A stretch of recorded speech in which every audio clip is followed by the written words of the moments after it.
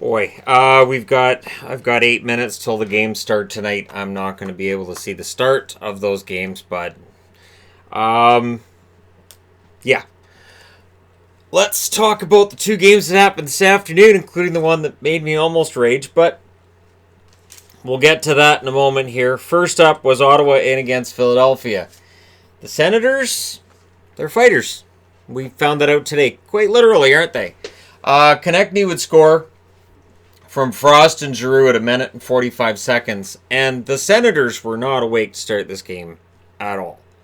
This was Philly. The shots were 4-0 Flyers at 3 minutes, and it was an amazing start for them. However, Tkachuk would score from Pajot and Connor Brown at 4:27. Good response after that slow start. And then, less than 2 minutes later, it's Gostisbehere scoring from Pitlick and Van Riemsdyk at 6:16. Crowd's into it, the music's going, everybody's excited in Philadelphia, and then they scored again during a delayed penalty. Now, the goal was taken off the boards for being offside. So it was a goal, and then it wasn't a goal. They challenged offside. Anderson got hurt on the play. So Anderson is out, Nilsson's in, and Anderson actually put the puck into his own net on that one that didn't count. And it was Connor Brown that kind of wiped out his own goalie coming through that injured Anderson. So all they're saying is lower body injury. It looked like it was a knee. But again, could be groin pull, could be anything. So that made it 2-1 instead of 3-1, which felt important at the time.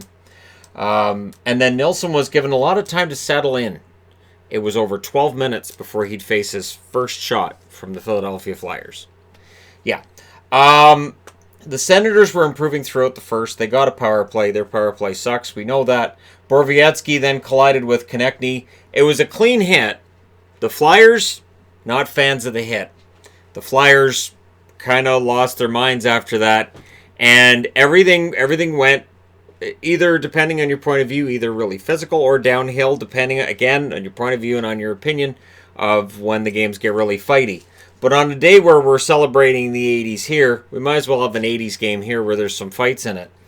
Paul and Voracek would have a fight, and there was a lot of emotion in the game. And Voracek was probably still mad about the Konechny hit. Konechny was out the rest of the game. So Voracek gets in a fight, and every time I see Voracek and then they show Gritty, I go, they are brothers, right? So it's 2-1 after one. Second period, they mentioned Konechny wasn't on the bench.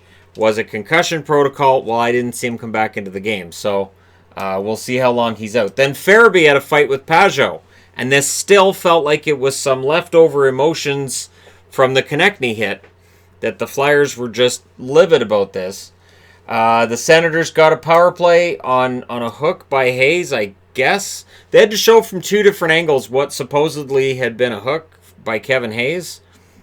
It wasn't a hook, so it was a lousy call, and I'm saying that as somebody who doesn't say that during reviews, but that was a bad call.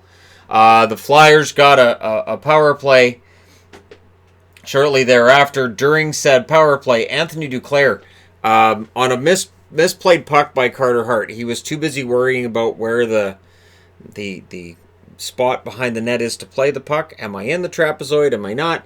And he's so worried about where that trapezoid is, he gives away the puck.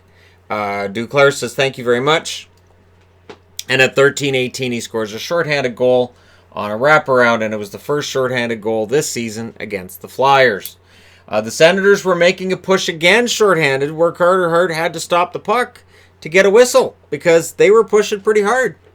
Niskanen, they then mention how him wearing a full cage, that his teammates, seeing the full cage helmet that he's been wearing to protect his face, because, you might want to protect your face holes, his teammates actually taped his name onto the front of his helmet, which is a throwback to little kid hockey, the kind that I go to.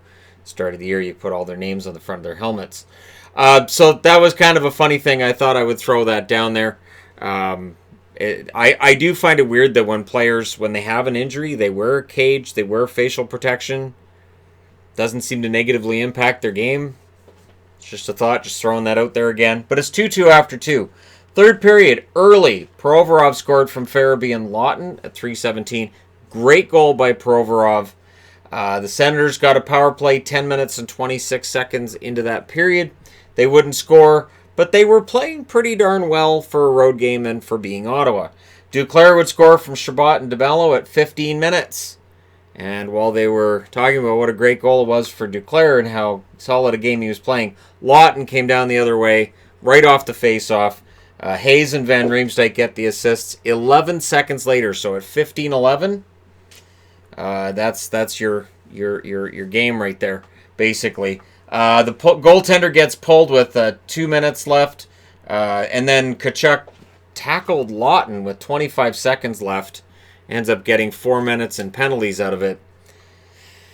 Yeah, Brady Tkachuk was pretty emotional throughout this game. Maybe he knows that his brother's playing against Doughty tonight, and he wanted to get everybody ready to talk about a Tkachuk, and so he did the honors first. Either way, it ends up being a power play for Philly, which means your final score is 4-3, and Nilsson has to stay in the net. 3 stars are Lawton, Duclair, and Provorov. Anderson saved 4 out of 6 before he left the game hurt. Nelson saved 13 out of 15 after taking over. Hart saved 27 out of 30. Your shots favored Ottawa the entire way. 9-6 in the first, 11-8 in the second, 10-7 in the third. Final shots 30-21 for Ottawa. Power plays, both teams went 0 for 3 on the power play. And again, Ottawa, good team that does manage to lose a lot of games in a row. That's just kind of how that works. Moving along. The other game of the afternoon was Buffalo in against Vancouver. So Vancouver wearing their skate jerseys. I figured I'd get a throwback Buffalo logo, and I figured I'd use the goat head. I don't know why they call it a goat head. It's clearly a buffalo head, but whatever. I think it's the coloring that makes people say goat head, but whatever, it's fine. They kept talking about the Canucks in the 80s, and while this game went on, I thought, let's take a look at some 80s stats. So let's start with that. From the season of 79-80 through 88-89, the Canucks were 282, 394, and 124. So 124 ties, 282 wins, 394 losses for a .430 winning percentage. 1980, they lost to Buffalo in round 1 and 3. 1981, they lost 3-1 to Buffalo in round 1 again. 1982, they went to the Stanley Cup Finals. They lost in 4 against the Islanders. 1983, they lost to Calgary in 4, so 3-1 in round 1. 1984, they lost to Calgary in 4, 3-1 again. In round 1, 1986, they lost in round 1 in 3 straight to Edmonton. And 1989, they lost in the first round in 7 against the Calgary Flames. Now, of course, they talked about towel power. The 1982 Canucks, the Flying V's were worn in warm-ups. And I said, yes, please. And, of course, they had Harold Sneps and numerous other Canucks from 1982. They put towels over their sticks and held them up, because that's how towel power begins. If you've waved a towel at a hockey game, it started there. They were towels of surrender. I always think of that when I see the white towels being waved.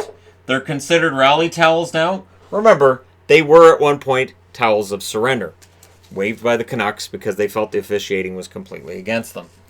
And tonight, maybe that's part of the reason why in this afternoon's game this happened. There was a post early for Tanner Pearson. The Canucks got an early power play. It didn't get any shots. The shots were only 1-0 Canucks 6 minutes into this game, and I'm like, oh, it's an afternoon game. We're not going to get goals. Boy, was I wrong. Levo scored from Ben and Stetcher at 12 minutes and 57 seconds. It was a really strong first period for the Canucks. Second period, Demko made a good stop on Skinner early. Then Roussel scores from Myers and Virtanen at 3:07. Tyler Myers, who was once a Buffalo Sabre, that's his first point in 16 games. I guess seeing the Buffalo Sabres on the other side of the ice inspired him tonight. Olofsson then had a good chance that went wide. Okposo, however, would not miss wide. In his first game back, he gets a goal from Larson and Skinner at 5:24. So Kyle Okposo, who missed 10 with a concussion, and everybody gets worried when you've got a concussion history like that. But, you know, he's okay. He's out there and he scores a goal. The Sabres then scored on a delayed penalty as the Canucks had a meltdown. It was Ristolainen from Olofsson and Eichel at 6:28. So in 1 minute and 4 seconds, the 80s Canucks are here. And I'm like, I'm wearing a flying V for that review if they win it. Because you got to win or lose ugly. Because 80s Canucks was this jersey, not the beautiful black skate that you saw today. That was 90s Canucks. The Sabres got a power play, which is more 80s Canucks. meltdown and then end up killing a penalty. The crowd quieted down a lot. This was a very nervous crowd at this point, tie game. The Canucks were hemmed in. They ended up getting another power play. They being Buffalo, they wouldn't score on it. And then Levo would score from Pettersson and Besser at 17-11. But the Sabres get another power play.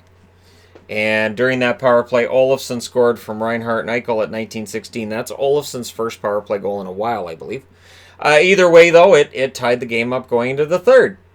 And then in the third, 4 straight penalties against the Canucks. Yay!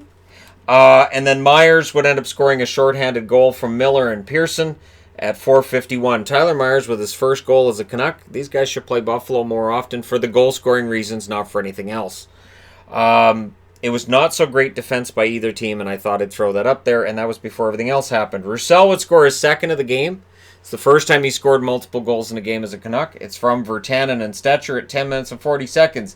If you are of the opinion that Virtanen is a bust, you haven't watched Virtanen this year for the Canucks, he'll never justify being drafted 6th overall, but you know what? He's a pretty good player, and he had a couple of assists today, and he looked good. That being said, after that goal at 10 minutes and 40 seconds, it is a minute and 25 seconds later that Gergensen scores from Larson on just not working hard enough, Canucks. Frantic back and forth action. The Sabres were in control with 4 minutes left. Horvat ended up being pulled out of the game by the officials with 3:38 left, so they called down and said, get him out of there. He took a head hit from Montour that wasn't penalized. We'll see whether or not the NHL decides to do anything about it. I don't think so, but we'll see. But yeah, Horvat gets pulled out of the game. Then there was a goaltender pull with 2 minutes and 20 seconds left, and Olofsson would score from Johansson and Eichel at 19:01. So yeah, Johansson gets some points today. Olofsson gets some points today. Eichel gets, it's like Oprah handing out cars when it comes to points for the Buffalo Sabres. And we go to overtime. The Canucks get a power play in the overtime, which I don't think Eichel agreed with. He didn't seem to be happy after the game. And you know what happens with power plays in overtime? They end up in the back of your net. Miller scores from Hughes at 3:21, so JT Miller has 13 goals right now, which is as many as he had all last season. That trade has worked out pretty darn well for Vancouver so far. And for right now, they jump back into a playoff spot. We'll see what Minnesota does tonight. 3 stars are Roussel, Eichel, and Levo. Hutton saved 24 out of 30. There were at least 2 of those goals that I thought Hutton probably should have saved. Demko saved 23 out of 28. I'm not going to let Demko off the hook either. He didn't look great. There were a couple of goals in there that I thought really allowed it from that angle. So both goaltenders had rough days. 6-5 is your final. The shots were 9-5 Vancouver in the first, 15-10 for Buffalo in the second, 9-8 Vancouver in the third. In overtime, Vancouver gets the only 2 shots. Your final shots are 30-28 in favor of the Canucks. Power plays, Buffalo 1 for 4, Vancouver 1 for 2. So, very opportune time to score a power play goal for the Canucks, but there are some troubling things, and this is why when they had their vote on what jersey to wear this year as their throwback, I voted for the Flying V. I know Adidas made them. I saw them in the pregame. I know there's going to be an auction for the ones that all the Canuck players wore in the pregame skate. I don't want to pay $1,500 on an auction for a jersey that I should be able to get in an Adidas because it would look fantastically ugly, but they won't make it for retail. So I may have to take this to Adidas. I may have to go directly to them. I don't know. But either way, I am determined to get an Adidas Flying V because it is the most ridiculous jersey, the most ridiculous looking jersey in history, and it has to become a part of my collection some way, somehow. And I'm not gonna pay $1,000 in auction for the ones that they wore in not only that, but in pregame warm up. Those jerseys, I'm gonna swim in them. They're gonna be at least size 58 or 60, and I wear a small. This is a small men's jersey. It fits me really well. I don't think anybody out on the ice be wearing a small men's jersey. All right, rant's done. Let me know your thoughts as a Canuck fan and as a Sabres fan, Flyers fan, or Senators fan as well about the games that we're seeing today. And now we're into tonight's games. We've got 9 tonight. Thank you guys so much for all your support. Thanks for watching. Don't forget to hit like and subscribe if you haven't. YouTube went through and cleaned out some dead accounts from the subscribers list a couple days ago, so make sure that you're still subscribed. Thank you guys so much for all your support. I will talk to you again soon.